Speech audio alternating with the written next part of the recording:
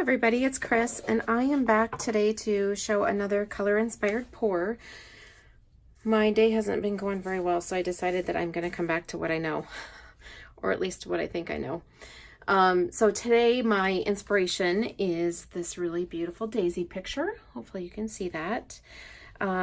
So I apologize, there's a glare on the window, and I'm hoping we have a lot of snow here today, so hopefully you'll be able to see these colors. I'll make sure that I'm in focus here.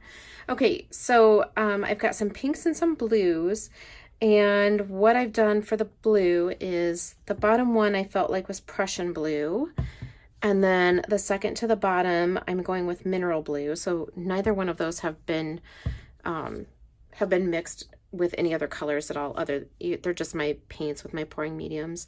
The mineral blue is a color that's from Soho, and I really love it. I use it a ton in my pours. And then the center color I felt was medium magenta.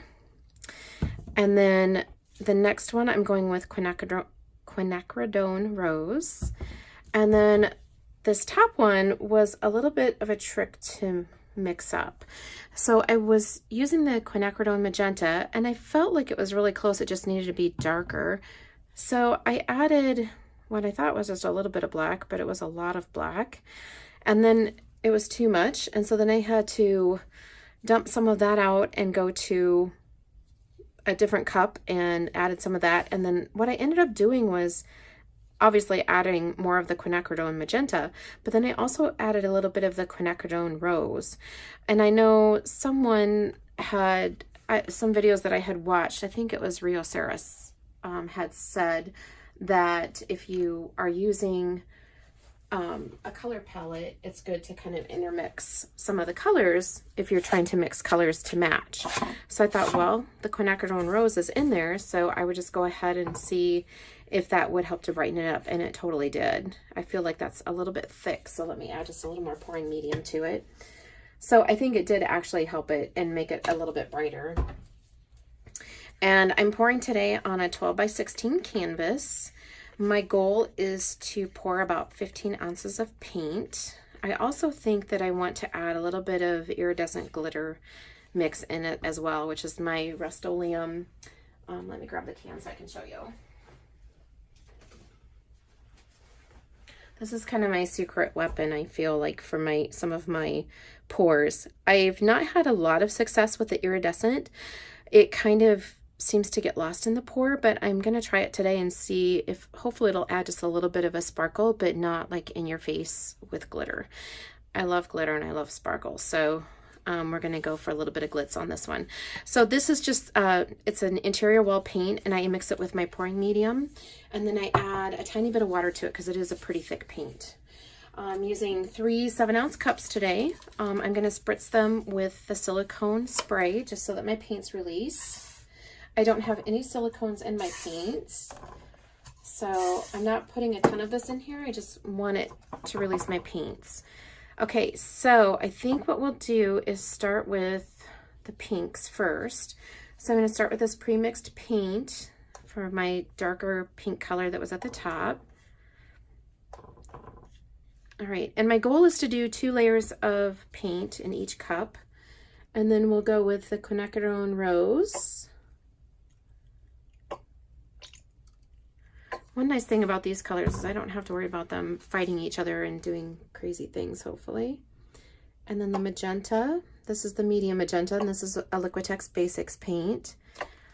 And then I think we'll add in just a little bit of that glitter paint right now. I probably need to add that several times, actually, just because I do think it might get lost a little bit. So the other thing that I've noticed that if I have big, heavy streams of that, it will kind of show up as just a clear chunk in the painting, which is not really good either. So this is the mineral blue. So when I do add it to my pours, I kind of try to put little dots of it, if you will. And then this is the Prussian blue. The Prussian blue is a really pretty color, and a lot of times it will create some neat effects in the paint. I think I'm probably going to have to pour more than just 2 layers in here. Okay, so coming back to that deep pink that I had mixed. So just going to put that in here, and I think we might end up being able to do 3 hopefully do 3 layers here to get us up to the where we need to be for paint. And here I am adding in my glitter, and I'm doing exactly what I told you guys I don't do, so it's just stream it in. All right, and then quinacridone rose. And then the medium magenta.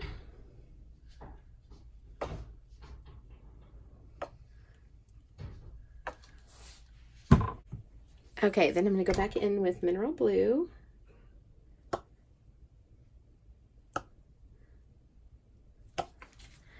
And then the Prussian blue again. I think the colors, I'm hoping the colors are really pretty together. We'll see. All right, and then I want to put in some little dots of that glitter. This is more like how you should probably be putting this in rather than how I did it before.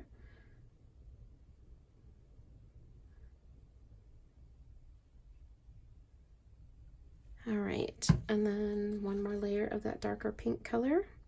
And then this will be the final, hopefully this will be the final layer of paint. This should be enough, hopefully this will be enough paint in the cups.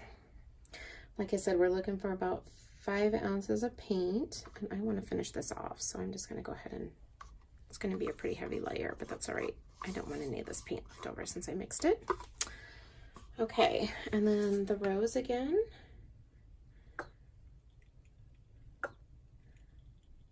I think I want to go a little bit heavier on all of these because I want to make sure that I have enough paint in here. And then the medium magenta.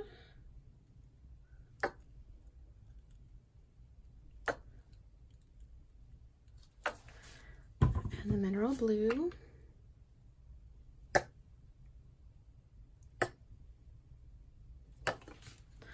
And the Prussian blue.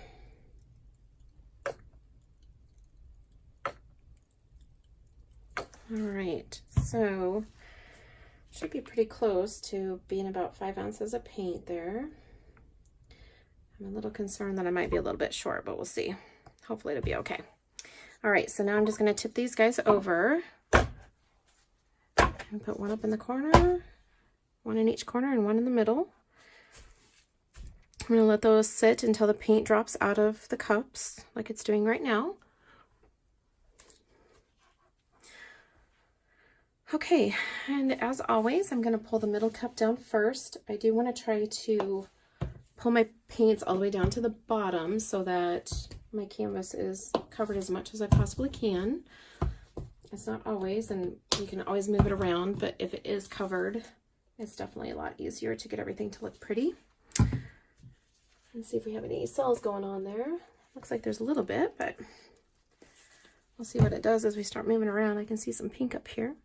All right, so I'm just going to pull this up a little bit to make sure that I'm up to the edge of the canvas. And then I'm just going to gently start pulling this back and take it down to the bottom, just like that. That took out most of the paint, so that's good.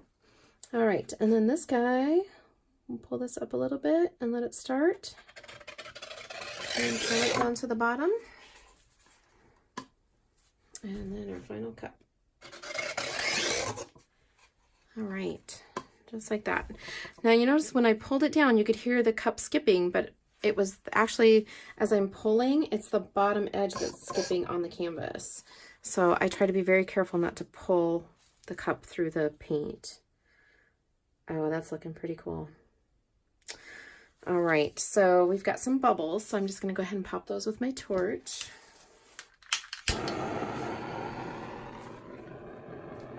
And I like to pop the bubbles before I start moving things around. That also kind of gets some fun things happening with the paint too, so.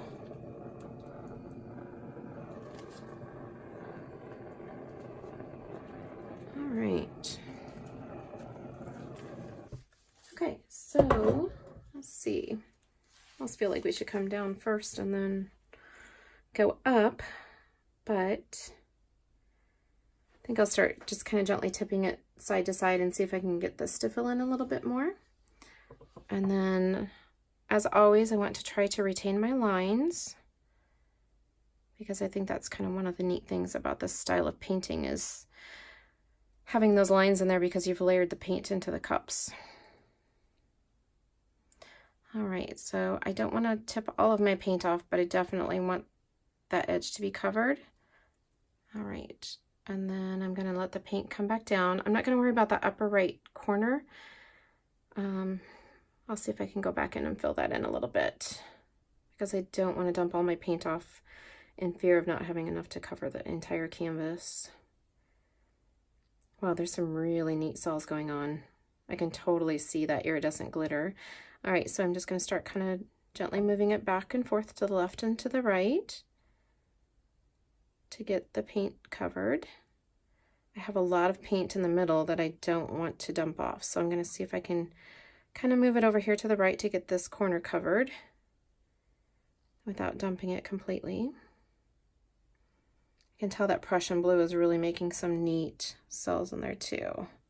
All right, and then I'm just going to let this tip back over to the left, and we'll see if we can get that left corner covered. And I can see that I'm kind of losing my lines here, but hopefully I can get that back once that corner's covered. All right. Okay, so now I just kind of want to tip it back up to the top to kind of even out my paint so that it's not all sitting on the bottom. Well, that's really interesting. It's quite interesting when you pour it versus looking at the picture. Okay, so I had quite a bit of paint here. All right, so I'm going to see if I can get this corner covered a little bit and cover this bottom corner as well. And a lot of times if I get the corner started, the paint will flow down and cover it the rest of the way for me. And over here, I'm just going to kind of tip it up onto the top of it and see if I can get that to cover really nicely. I try to be careful about where I dip into the paint on the canvas, or excuse me, on the plastic. I try to catch the same colors that are already on the corners so that it still looks nice. Okay, that's looking really good. It's kind of interesting. Not sure about the pink and the blue. It's definitely different than things I've done in the past. I can see there's still a few little bubbles in there, and I'll pop those, but I can definitely see the glitter in it, and hopefully that will stay in the pour. Hopefully it doesn't sink down in as it dries. There's some really neat cells that are going on though, like down here in this corner, and then you can see the Prussian blue here. So yeah, there's some cool things going on with it for sure. So I think this one turned out pretty neat. I'm gonna show you a close-up before I take my gloves off so that you can kind of see some of the cells that are happening there. And try not to drip paint all over my floor. That Prussian blue just does some really neat things for effects for sure. All right, and then let me grab my iPad and I'll show you what the inspiration was again.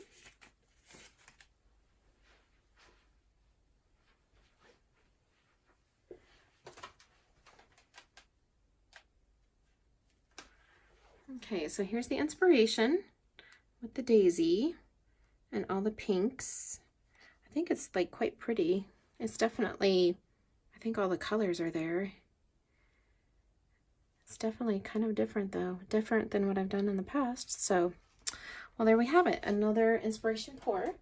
If you have any questions, please let me know, and thank you so much for watching. Bye-bye, have a great day.